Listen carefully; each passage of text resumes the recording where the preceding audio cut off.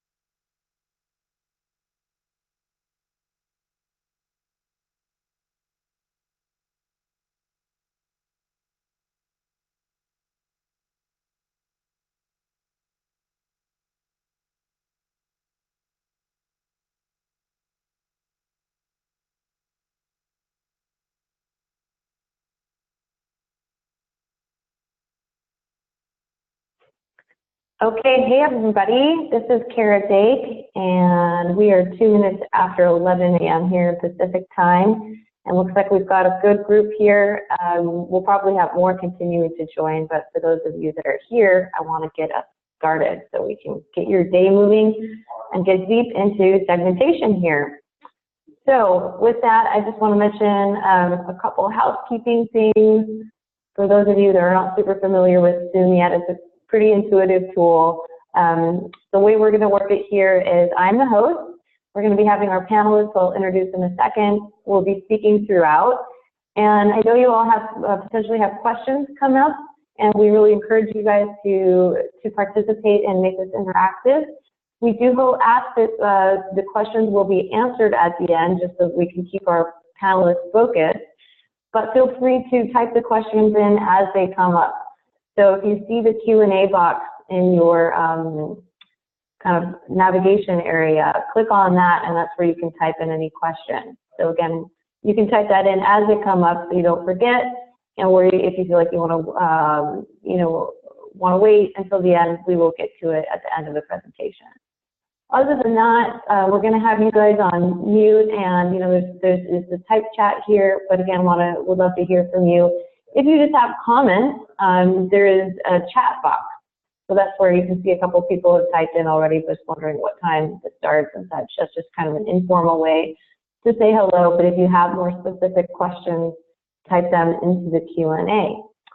And we will be emailing out these slides and the recordings so that you guys have that as reference. And we also put it up on the CleverTap website. So just note that in case you're wanting to refer back to it. But feel free to take notes as we go on.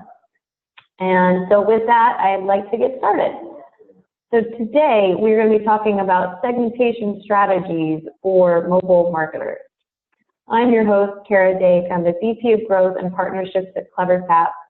Really excited to have our two fantastic panelists joining us today. First will be Sandor Jones, who manages product marketing at YouAppi's.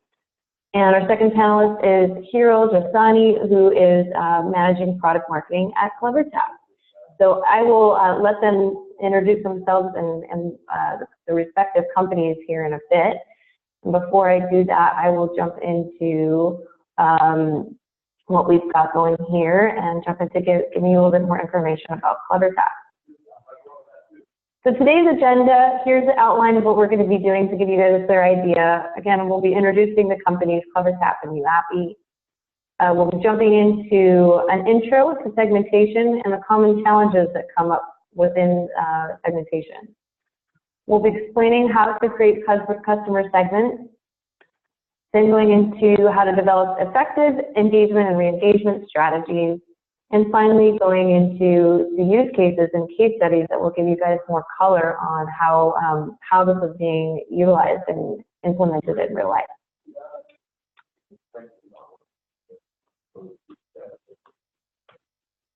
So first, what is CleverTap? CleverTap is an intelligent mobile marketing platform. We combine real-time customer insights, an advanced segmentation engine, and powerful engagement tools into one intelligent marketing platform. So using the tool CleverTap, you can do 4 key kind of buckets of things that we like to describe. First, we fall into the analyze section, where you can understand users as they move through your app from onboarding to engagement to uninstall to reinstall. You can segment your users, which is what we're going to get into heavily today. Track how each group of users react to a new feature or a marketing touch point over a period of time. You can then engage with these users that you've analyzed and segmented and offer them triggered contextual messages via our marketing channels that we offer, so push notifications, email, in-app, SMS, and more. And this can help you drive conversions, a very critical piece of this engagement, your engagement strategy.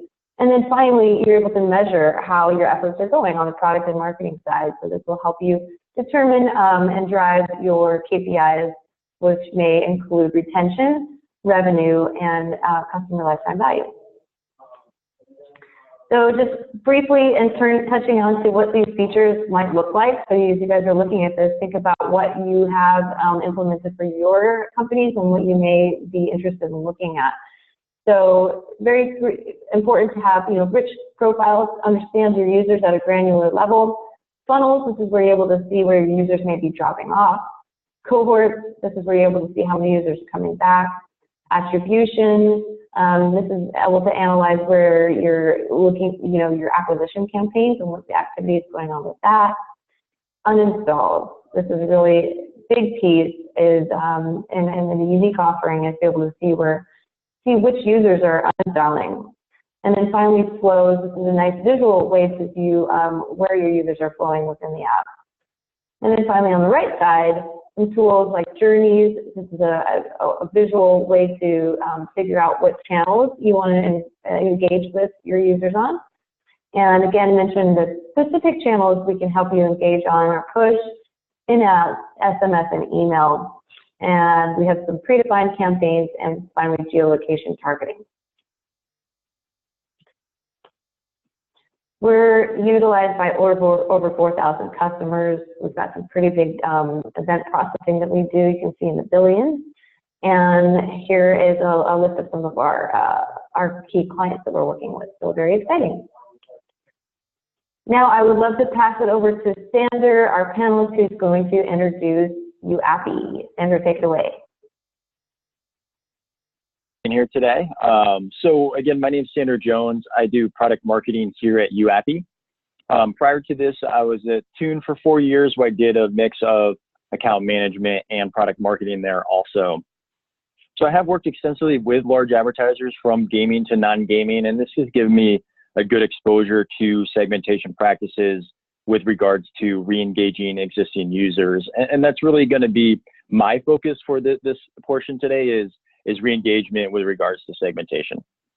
And just a little bit about YouAppi. We are a global company. We are 12 countries worldwide.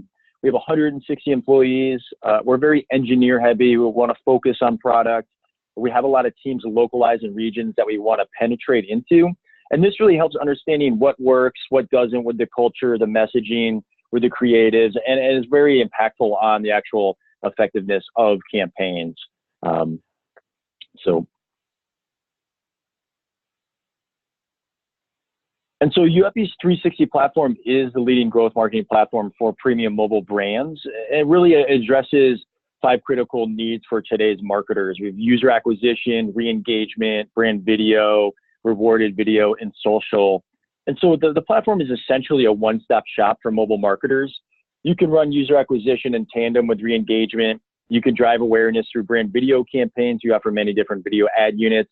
We have an SDK that specializes in rewarded video, so we have direct relationships, direct inventory. And we also have a social team that can really take over any type of social need that you may have.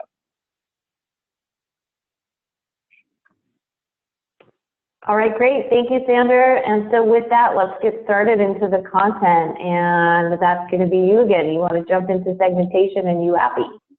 Yeah, absolutely. So I pulled this from eMarketer, and really segmentation is top of mind for marketers, especially in the US in 2018. So this survey shows that improving audience segmentation to support more precise targeted communication is a top priority this year for marketers in the US, and which is really why we wanted to dig into the many facets of segmentation and how they deal with customer journey and some best practices that you all can take away from within each discipline. So first, I just wanted to level set why re-engaging existing users is important, and here are a few top arguments of why this is so critical to your marketing mix. So average retention rates can drop to about 5% in the first 30 days after install. So this can vary slightly, maybe between 2 to 8%, but typically this is the retention rate that most mobile marketers experience. There is a 60% chance the user who didn't open the app in the first 7 days will never return, and then they become a lapsed user. And so this is important too when speaking about the strategy and which segments to re-engage. There are percentages of users who do not opt in for notifications, so re-engaging users through ad units is necessary. And lastly, new user acquisition can become increasingly difficult and expensive, and certain channels can become saturated. So it's like the old saying, it's always easier to sell to existing customers than to find new ones. So this is like a visual of the ideal user lifecycle. You see the 3 phases here: discovery, retention, and LTV. So driving ROI from your users is the marketer's highest priority. Acquiring users obviously is the first step in the process, but engaging those users throughout their customer journey is important. So you have acquire, you have engage, engaging new users and existing users with the right message at the right time. I'm sure you've heard this phrase quite a bit, but it is really important when focusing on good segmentation strategy. Retain. Don't just expect users who have been active in the app before to be retained. You also need to continually engage these specific users in their life cycle. They can drop off fairly easily. And grow. You want to grow or drive an increased LTV by engaging the high value users, even if they've already made a purchase or have completed the end goal that you're trying to drive to.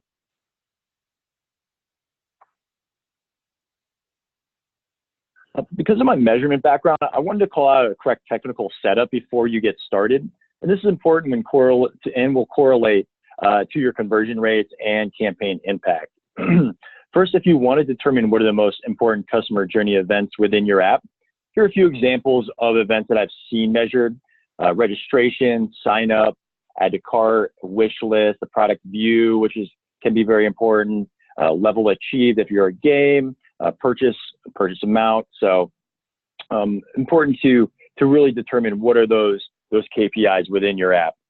Next, you want to implement these events with your measurement partner. The importance of measuring events for segmentation is that the MMP, or the mobile measurement partner, has the capability of posting back data to the re-engagement partner. So this will update segments in real time. And just to give you a little background, postbacks are server-to-server messages and replace the need for having an SDK in the app. So when an event happens, the measurement partner will send the event data in real time to the re-engagement partner, and the partner will update that audience in real time. And 3, pass metadata with the events. This can help for more specific segmentation and also personalization. Some things I've seen are loyalty status, customer ID, maybe the items viewed or purchased, if it's travel, like dates, the level that was actually achieved in the game. And obviously purchase amount is always good if you're aggregating the total revenue that you're trying to drive. And 4th, I wanted to call out, there is important to have deep links set up for better conversion rates. And those really eliminate any barriers between purchases. So typically your engineers will have to define these deep links, but they are very important in the overall conversion rates and in impacting those. So this is just to give you a visual of the segments that you want to start to create. You can see how the funnel decreases the further you go, which really translates to smaller segments the closer to the end goal that you get. So segmentation strategy. Once you have the correct setup and are seeing events firing, now you want to start creating segments to re-engage. It's important to note that segments should be made from all of your existing users, paid and organic. It's not just a single source. And we found the best overall strategy is to start by re-engaging the lowest hanging fruit first, which is the segments of users that have already purchased or completed the end goal. So whatever that end goal is, start with that segment of users and work your way out from there. So for example, the next segment of users to re-engage would be users who have at least added a single product to cart. Next, the users would have users who have viewed a product, users that have been registered, and so on. And this strategy will give you the best opportunity to see immediate increased ROI from your existing users. And last, recency is important. You will want to start with a time frame of about 24 hours and move out from there.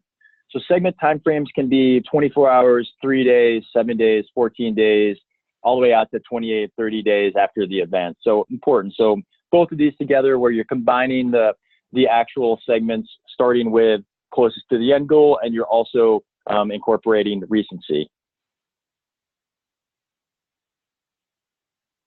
So targeting user segments is the visual use case I wanted to provide. The criteria for this segments is really users that have installed, they've opened, but they have not registered. And the specific time period, each time period is 7 days. So here you start with a new group of users. After the first time period of running re-engagement, you have about 25% of those users have been activated or they've been registered. After the second time period, of an additional 15% have been activated. And then on to about 21 days after the initial time period, you can see about 50% of the segment has been activated. And by the 28th day, you see about 65 to 70% of the users have been activated. So now your UA spend is seeing a greater ROI. Maybe these users are going on to make purchases within the app. So you can see the effectiveness of this strategy. So YouAppi's continuous engagement cycle, this cycle helps run alongside user acquisition efforts with audience segments continually being updated with the help of postback. So going back to the ability to update those segments in real time with that data feed coming in. So the first phase of activating users with segments is to boost registrations or first-time purchase rates and really just get them initially engaged with the app. Next, you want to convert. So target the users that maybe haven't spent money or want to increase their average order value, and show them relevant ads based on their past behavior. Maybe they've left items in a cart, things like that. Unless you want to retain the high value users who are critical to keep. Target them with special deals, discounts, increase their LTV, keep them spending. So it's important to continually run this in an engagement cycle. And it's not one phase or the other. You're continually running these all at the same time. So dynamic ads work great, and we've been very successful with our clients with these. We do prefer there to be associated deep links with the creatives for optimal conversion rates. So there can be many variables change within the creative. Maybe you offer discounts, prices can change, brands can change, maybe the main image, the creative can change. And we've also worked with clients that provided a product catalog or a dynamic table. And so we can update the creative automatically and has better performance in terms of increasing the match rate and hitting those KPIs that you're ultimately trying to get to. And so I just wanted to touch on a few best practices to keep in mind. So matching between the copy and the creative to the user segments. Instead of showing general creatives, it's best to show a user with an ad with a customized message. For example, if you're targeting non-paying users, we can show them some special promotion, maybe for a first-time spent or first-time deposit. A/B test creatives to find the optimal images and messages. And going back to dynamic ads based on past behavior, dynamic product feeds, and beyond that, accurate deep links. It's important to include those deep links so that the creative will lead to the relevant page and keep the customer journey smooth and make a positive user experience. And for example, if the KPI is to increase subscription, and this is what I'm showing in the ad, it's better to redirect the user to a subscription page within the app. And last, wanted to address GDPR. Obviously, YouAppi respects user privacy. We're fully compliant with GDPR regulations. And if you wish to learn more, you can go to youappi.com/privacy-policy. Awesome. Thank you, Sandor. Thank you for that intro. That was super helpful on the engagement and re-engagement side. And now I want to jump in and introduce you all to Hero, who again is a product manager at CleverTap. She's going to jump into talking about segmentation from a post-install perspective. So, Hero, take it away. Thanks, Kara, and thanks, Sandor. Those are some really great points. I handle product marketing at CleverTap, and I support the team on our go-to-market strategy and product launches to bring all the fun stuff that our product team builds to the market. So with that, I want to follow up on how we approach segmentation, how our customers have seen success with segmentation, and supporting that with a lot of examples. And I'd love to cover some use cases that we have seen in the market as well, amongst our own customers, how they've done it so far and how we are evolving the product with them. So with that, speaking of retention and acquisition, we wanted to cover some stats to start with that, just to get a perspective. Brands are competing solely on customer experience today, right? So mobile apps have become a powerful force in our lives. And that's why you see a lot of companies are spending a significant amount in app development. Mobile apps now account for over half of all the digital media usage, which is pretty high as compared to the last few years. And that's why it's also making it challenging for the marketers to tie the functionalities of the app to the interests and needs of user segments, because there's just a lot of apps. And I think the expectation now that we're seeing is that users, they expect marketers to anticipate their actions, to anticipate what they're looking for. For example, let's say you have a travel app and you cater to frequent business travelers as well as occasional vacation goers. I think, we all would agree that both these user segments have very different needs. They search for different keywords at different times, and they simply have different expectations from the app. So that said, attention span of the users is declining.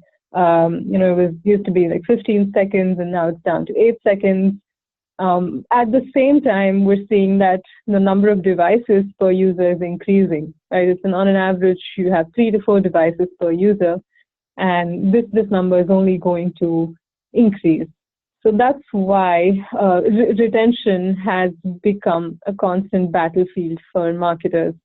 And there are fewer apps that users download, and there's a lot more choices. So what we're trying to gather here is that no matter what kind of user you serve, regardless of how many apps they have on their cell phones, they have one thing in common, which is that they expect to receive the right information at the right time.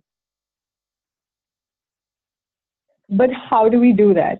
Stats say that the average app loses over 3/4 of its daily active users within the first 3 days after install. And that number goes down to 95% in the first 3 months or 90 days, which is pretty drastic, right? So if you acquire 100 users via, say, paid ads, in 3 days, you have lost 77 of them, and then in 30 days, you've lost 95 of them, and they're never going to come back. So think of the incremental cost that you're spending on your ads and all the efforts to acquire. So what we're trying to say here is that, oftentimes we focus on acquisition first, and while acquisition is important, we try to think of app lifecycle stages for our marketing with this model, where acquisition used to work when it was relatively inexpensive and there were many channels that are now saturated, and it's not easy to scale on them.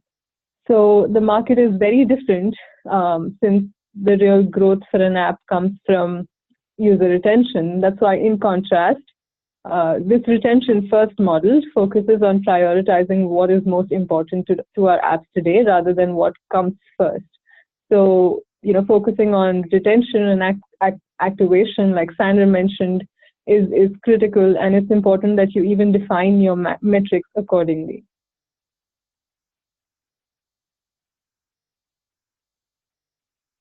That's why when segmentation is not done correctly, we see among our customers, it becomes challenging for them to keep the retention rates consistent, since the messaging often loses context and is not always based on user actions. It's a generic criteria, and it's no longer going to be effective given what expectations users have from us today. And this results in lack of personalization and eventual disconnect with customers, which none of us want, right? So to avoid that, we suggest an approach which we have seen our customers use successfully, and we want to summarize it in 3 really simple steps. The first one is to create and track segments based on a combination of user activity, inactivity, and user attributes. So by user behavior and by user attributes, and I'll get into this in the next slide. Essentially, you have past behavior segments which let you evaluate users based on historic activity, while you have live user segments where you track what is happening in your app right now. The next step is to filter your dashboard to analyze the performance of each segment. So whatever tool you have, you use your dashboard, you create funnels, cohorts, trends by segments to isolate the performance of just those user segments in the first step. Ask questions like, where in the onboarding process am I losing the most users? Or which channels are my power users coming from? Where can I invest more marketing budget? And where should I scale back? I mean, these are really important questions, and it keeps us marketers up at night, right? So this is how you get closer to the metrics that are most important to your business. And these could be, for example, if you have an e-commerce app, you're going to measure the number of transactions, the amount.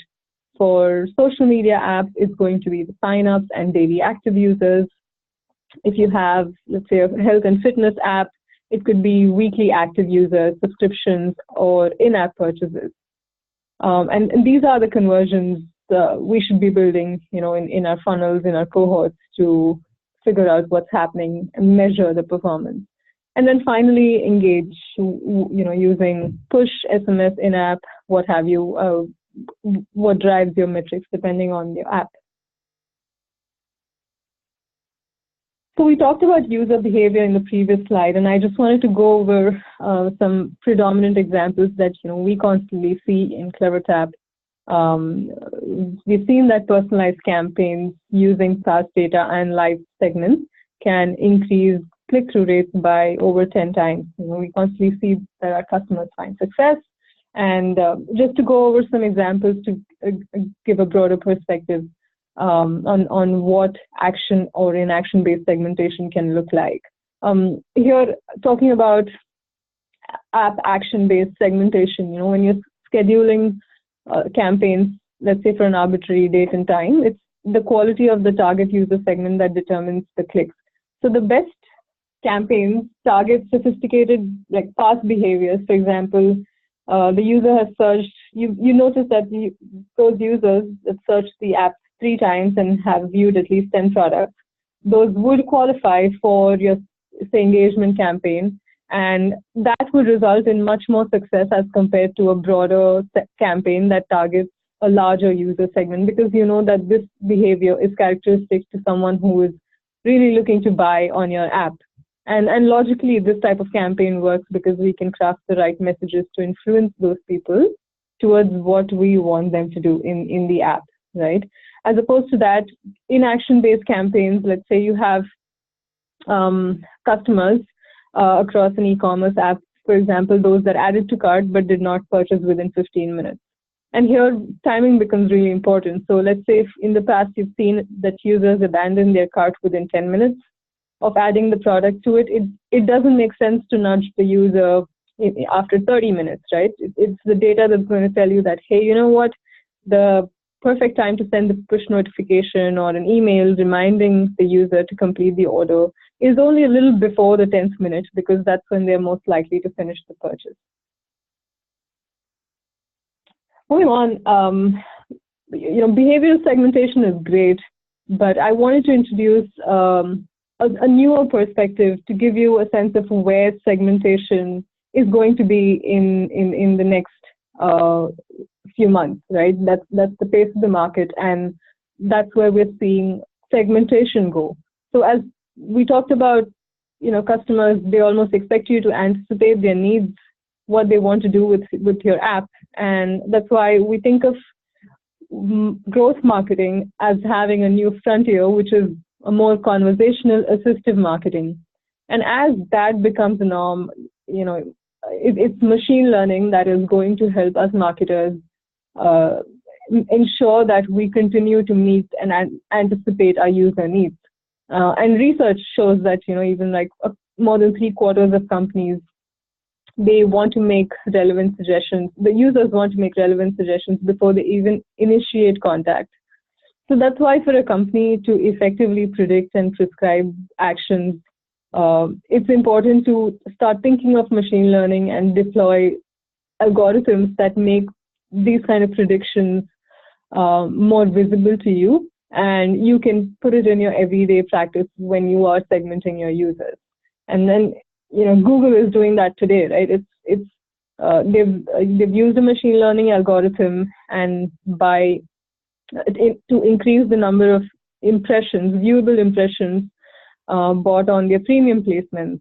And what they've seen is that the likelihood of the impressions is much higher when they use machine learning versus when they don't, because the impressions on premium inventory more than tripled, and the CPM fell by almost 34% when they use this double-click tool with machine learning. So we already have, market incumbents use it, and CleverTap and companies like ours, we are trying to be at the forefront to ensure that we also incorporate machine learning in our segmentation methodologies.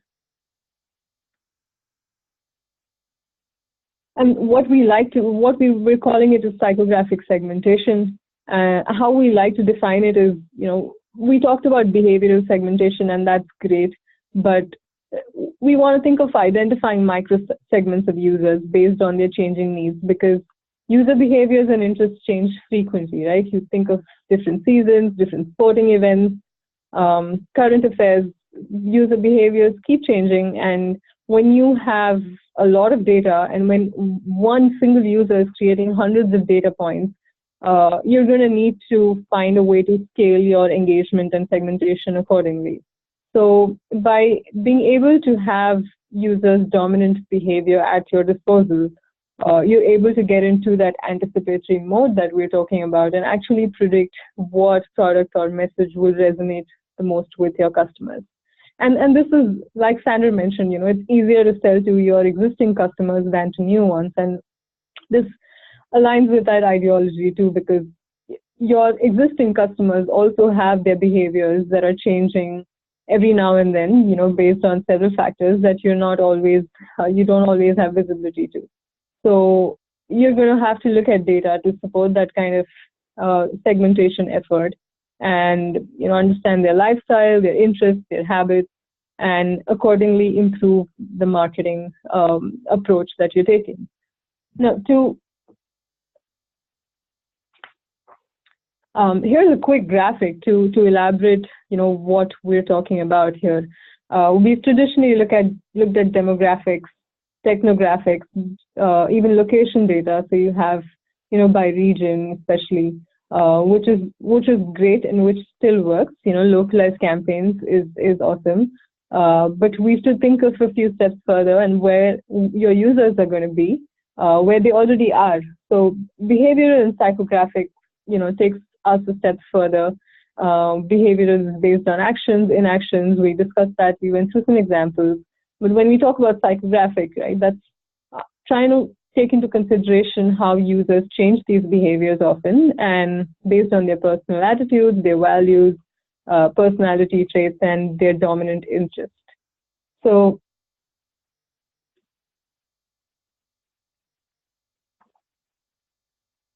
for example, if you want to determine the dominant content film category preferred by your top customers, let's say if you have a streaming app and you want to know what time of the day they prefer to watch it, psychographic segmentation will allow you to engage with these users with recommendations in their preferred category at any given time. There are some more examples here that give us a sense of what it means. And people who like to predominantly do something at any given point of time, you can observe their behaviors. For example, here, that this user likes to shop during the evening, so it only makes sense to send them, say, any promotional email, a little before 6 p.m. to let them know that, hey, you have some great discounts going on, and it might be a good time for them to look at your app. Or people who like to fly red eyes on Sundays.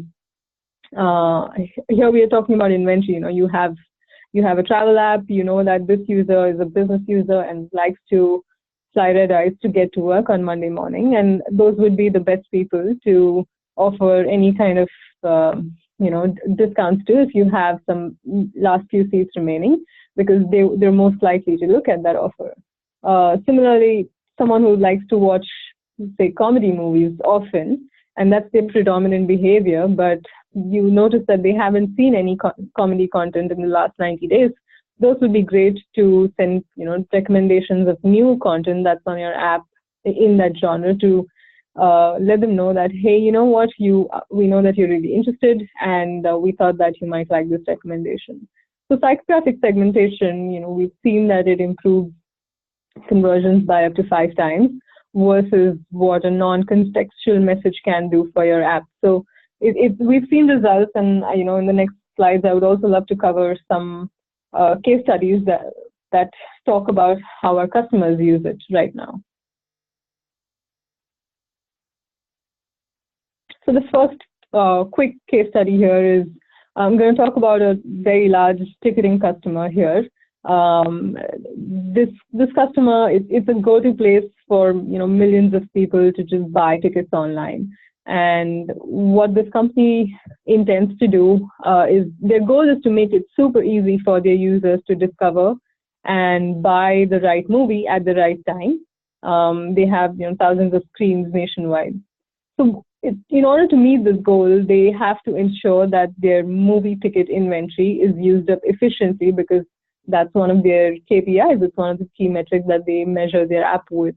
And they use psychographic segmentation to identify users that prefer to watch movies predominantly on Tuesdays, and where most of their purchases have been across the cinemas. They tie up with the screens there, and they want to understand, what time of day, what week of the day do they like to watch it. Because with this kind of segmentation, they know the dominant interest of a person. They know that these are most likely to go on a specific day, weekday, and you can send the promotions selectively. So that's what they're doing once a week, instead of on a day when it's not relevant to them, which is not a Tuesday. With psychographic segmentation, they're sending their best offer to the users that are most likely to avail of it, and they're seeing some great uptake on their engagement. Finally, I would like to cover another case study where this customer has a podcast network, and they wanted to know which group of users would be an ideal audience each time they release a new podcast. So they have billions of downloads, and they produce like over 300 podcast episodes a week. So segmentation and just like the right targeting was really critical for them. And they wanted to make it easy for their users to discover and engage with relevant podcasts on their app. So what they did was use psychographic segmentation to help them understand which users like to predominantly watch which content. And they might have seen different genres and different categories, but predominantly what's their behavior over a given amount of time. What new podcasts have they seen? And then they sent them those updates on new podcasts related to the categories that the users have watched in the past. They've seen tremendous success with Psychographic. It makes their app more interactive. It translates to more positive reviews and sharing of content among both existing and new users. So these are some of the use cases, and I'm sure there's several more for your app and that you can think of. But essentially, we can't emphasize enough how segmentation is bringing a lot of change, and it's making a lot of difference to engagement campaigns and the quality of engagement that our customers are seeing. With this, Kara, over to you. Thank you, Hero. That was awesome. Hopefully that was helpful to you all. I'm sure it was. And you can see now the importance of segmentation and how challenging it can be to engage and retain your users and re-engage them. So thank you for those insights. So now we come to the Q&A portion. I see we have a few questions already. So we'll jump into those. And if you have any others that come up as we're talking, type into the Q&A box, and then we'll delineate to either Hero and Sandor if they can answer your question. And also a reminder that we're going to be sending out these slides and recording so you're able to view it after. So with that, okay, we've got 3 questions here. I'm going to start with one. I think this is going to be for Hero. Richard asks, how does B2B segmentation differ from B2C segmentation? Does segmentation really apply to B2B? It's a really good question. Hero, would you like to take this one? Yeah, sure. Thanks, Richard, for the question. So I think that's a really good point you bring up. And when it comes to B2B segmentation, B2C, it's easy to think of it, by user behaviors. We talked about all kinds of actions and inactions. I think for B2B, what matters more is just like factual product value or service value based segmentation. So typically, I think the way it differs and what we've seen amongst our customers is they use location, so geography, product application based or keyword based segmentation. It could be things like market scope and size, or some kind of purchase criteria or decision criteria that is important to them, or even just, I guess, what could be the success factors used by their buyers. So typically, I think we've seen these kind of criteria as opposed to B2C, where you would see app usage or say customer journey or occasion or some kind of event, or you have sports. That's one of the traditional ideas. But B2C approaches it that way. When it comes to B2B, it's rather more factual, more how buyers like to think and behave, and I think that would be the right approach to look at segmentation. Great, thank you, Hero. Okay, jumping into our next question. I think this is going to be for you, Sandor, and it's, Sam is asking, are your re-engagement segments based on users from a single source? And are there other routes for building segments besides using dynamic post packs from an MMP?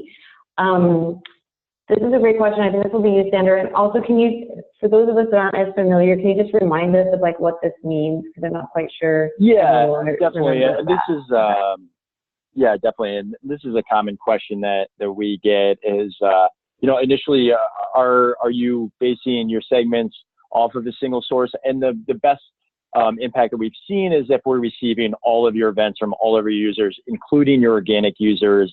So it's not just a single source. The best way to do this is to, from your mobile measurement partner, which is your MMP, to send all data to your re-engagement partner. And then the second part is are there other routes for building segments? So if the postbacks are not available, you can always do bulk uploads. There are re-engagement partners that do support those, and so bulk uploads of those segments. The only problem with bulk uploads versus dynamic postbacks is that with bulk uploads, those tend to be static.